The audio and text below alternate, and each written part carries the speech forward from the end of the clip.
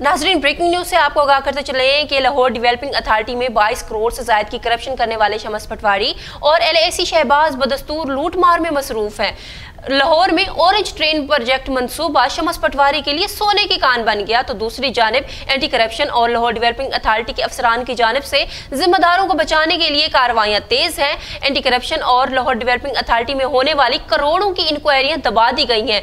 दूसरी जानिब मौजूदा DG ताहिर फारूक करोड़ों रुपए डकारने वालों से बेखबर हैं। तफसीलात से आगाह करेंगे असद काजी। जी हाँ, LDA के शोबा LAC में तैनात शम्स पटवारी और LAC शहबाज ने मुल्तान रोड पर वाक़या एक फैक्ट्री मालिकान से सालबाज करके उनको गैर कानूनी तौर पर 22 करोड़ से जायद की रकम अदा कर दी, जो कि कवानीन के मुताबिक नहीं थी। आला अफसरान को शक गुजरने पर उन्होंने इंक्वायरी का हुक्म दिया, तो inquiry officer LAC Muzammil Arif ने अपनी इंक्वायरी मुकम्मल की और 11/3/2022 को रिपोर्ट जारी की, जिसमें जिक्र किया गया कि शम्स पटवारी और LAC ने मुल्तान रोड पर वाक़या फैक्ट्री मालिकान से मिली भगत करके गैर कानूनी तौर पे 22 करोड़ से जायद की रकम अदा की और LDA को करोड़ों का नुकसान पहुंचाया। मुजम्मल आरिफ की इस रिपोर्ट का इंशाफ होने के बाद आसिफ अली और जन्नत जोरा नामी खातून ने एंटी करप्शन लाहौर रीजन में इस गैर कानूनी इकदाम के खिलाफ एप्लीकेशन दी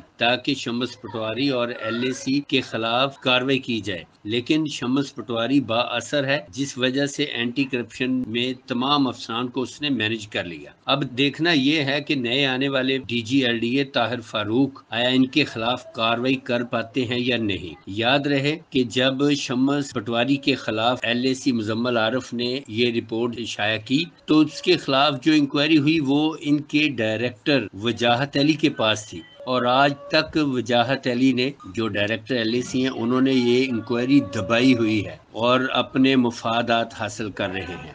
जी।